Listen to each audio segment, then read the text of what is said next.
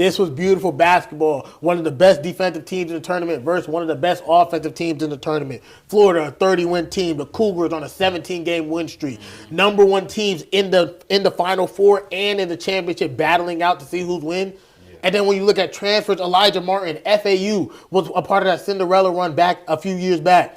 And they just got killed in the Final Four. He had no chance. He transferred over to Florida, and now he's a national champion. L.J. Cryer, who was at Baylor on a national championship team, transferred over to Houston, and look at him back in the national championship game. Jalen Hurts is going to be there. That defense is going to be shut down. And 2 words for you, Saquon Barkley.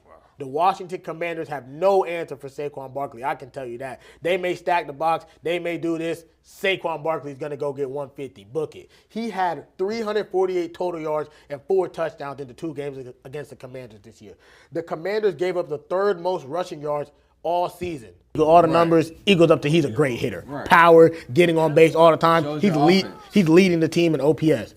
And here's a fun stat. He's been hit by the 2nd most pitches on the team. Man, why they doing our boy like that? I think they just scared of him sending over the fence. You know what the baseball players say, 315. 315, baby. 315. Derek Sanders, he's prone to do that. And he has 13 hits on the year, 6 runs, and 6 RBIs, including a good 3-game series versus FNU. I've watched him with my own eyes. He gets on base consistently, and the stats back it up. A .482 on-base percentage, highest on the team. The game. Not just any game. I'm talking about the game. One of college football's most storied rivalries between the Ohio State Buckeyes and the Michigan Wolverines took place in Columbus, Ohio this season. I'm outside the Horseshoe where the number 11 ranked Michigan Wolverines desperately needed a win, but got stampeded out the stadium 48-10 by the number 1 ranked Ohio State Buckeyes, ending the Buckeyes' 4-year losing streak to the Wolverines and putting Michigan's already slim playoff hopes on life support. 4 to 15 points. Hey, listen right here. Mercury's crater. My God is greater. Your mom made all the food out the refrigerator. Give me them gators and Here we go with the catchphrase. Here we go. The Ambassadors are back in the win column, holding off the conference-leading Stillman Tigers for an 84-80 victory. This is the 2nd matchup between these 2 conference opponents, with the Ambassadors losing the first one at home 59-55. Despite the outcome of the first game, there was hope for the Ambassadors, with their defense causing Stillman to struggle shooting all around 38% from the field and 21% from behind the arc. And you know what they say about defense.